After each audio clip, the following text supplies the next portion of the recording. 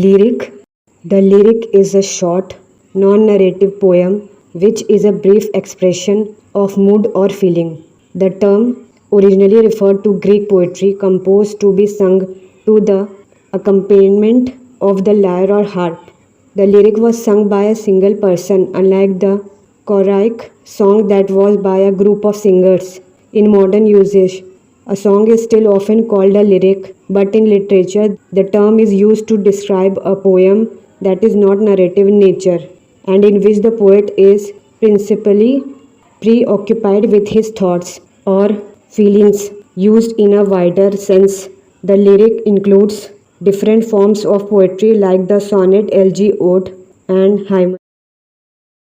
Lyric features. It is a short poem that does not tell a story but makes a direct expression of emotion.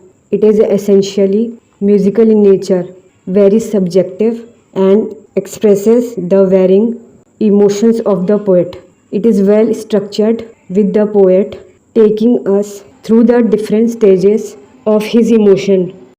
Lyric structure has three well defined parts. In the first part, the poet states his emotion or the subject matter of the poem. In the second part, which forms the main body of the poem, the poet develops the emotion more fully. In the final part, the poet finds a balance in his emotions and reaches a reasonable conclusion. There is a lesson learnt or some comfort found.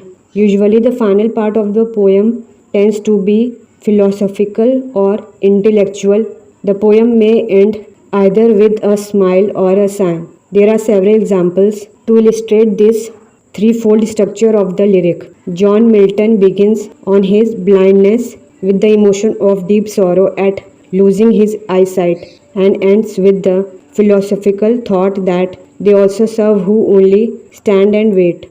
P.B. Shelley's Ode to the West Wind, which begins in pain and anguish, ends with the consoling thought, if winter comes, can spring be far behind? After exploring the initial emotion through the middle verses,